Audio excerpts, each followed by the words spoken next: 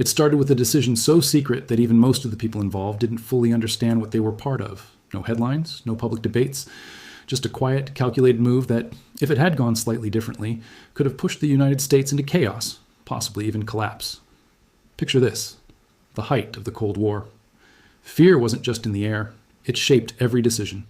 The US government believed that at any moment a nuclear conflict with the Soviet Union could erupt. And in that environment, extreme ideas didn't sound so extreme anymore.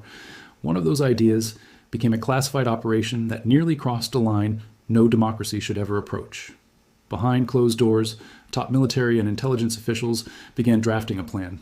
Not a defensive plan, not even a purely strategic one. This was something far more dangerous. The idea was simple in concept, but terrifying in execution. Create a justification for war, even if it meant deceiving the American public. The operation revolved around staging events, real, violent, and shocking events that could be blamed on an external enemy. These weren't minor incidents. The proposals included hijackings, bombings, and attacks on American soil, carefully orchestrated, carefully controlled, and then carefully blamed on a foreign power. The goal? To generate public outrage, so strong that war would become inevitable. This wasn't a conspiracy theory. These plans were written down, documented, and presented at the highest levels of government. The logic behind it was chilling. Leaders believed that without a clear and emotional trigger, the public wouldn't support large-scale military action. So instead of waiting for an attack, they considered manufacturing one. Think about that for a moment. A government tasked with protecting its citizens, quietly considering putting those same citizens in harm's way. Not for defense, but for persuasion. The operation outlined multiple scenarios. One suggested faking the downing of a civilian aircraft. Another involved orchestrating attacks on U.S. military bases. Some proposals even mentioned using real casualties to make the story more believable. Every detail was calculated to look authentic. The media narrative, the evidence trail, the international response, everything. But here's where it gets even more unsettling. Many of the people reviewing this plan didn't immediately reject it. In fact, parts of it were seriously considered. Discussions moved forward. Adjustments were made. It wasn't dismissed as insane. It was treated as an option. At this point, the operation was dangerously close to becoming reality. So what stopped it? In a rare moment of restraint, the plan was ultimately rejected at the highest political level. The risks were too great. Not just the risk of exposure, but the moral cost. If something went wrong, or if the truth ever came out, it could destroy public trust in the government permanently. And yet, the fact that it got that far raises a deeper question.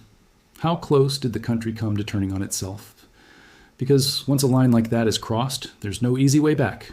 A government willing to manipulate its own people through violence enters a completely different territory, one where truth becomes optional and control becomes everything. Even more disturbing is how long this operation remained hidden. For years, the public had no idea such plans existed. It wasn't until documents were declassified decades later that the full scope became clear. By then, the world had changed. The Cold War had ended. But the revelation left behind an uncomfortable truth. The most dangerous threats aren't always external. Sometimes they come from decisions made in secret, justified by fear, urgency, or the belief that the end somehow excuses the means. And here's the thing. This wasn't an isolated mindset. Throughout history, moments of crisis have pushed governments to consider actions they would never entertain in normal times. The difference here is just how far the idea was taken. What makes this operation so significant isn't just what was planned, it's what it reveals about power. When leaders operate in secrecy, without accountability, the range of what becomes acceptable expands rapidly. Actions that would shock the public can start to feel reasonable behind closed doors.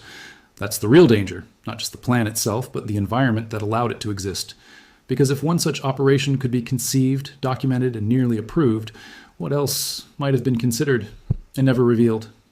It forces us to rethink how we view history, not as a clean sequence of events, but as a series of decisions, some visible, others buried deep beneath layers of classification. And it challenges a comforting assumption that governments always act in the best interest of their people. The reality is more complicated. Governments are made of individuals who can be influenced by fear, pressure, ambition, and ideology.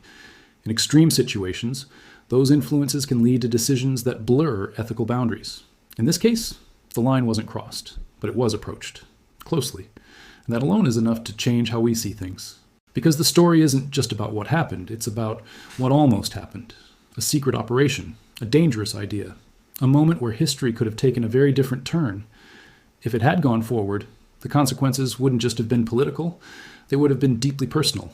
Lives lost, trust shattered, a nation forced to question its own foundation. Instead, it remained a hidden chapter, a near miss. But near misses matter. They show us how fragile the balance can be between security and overreach, between protection and control. And maybe the most important takeaway is this: the strength of a country isn't just measured by its power, but by the lines it refuses to cross, even when crossing them might seem easier. Because once those lines disappear, so does everything they were meant to protect.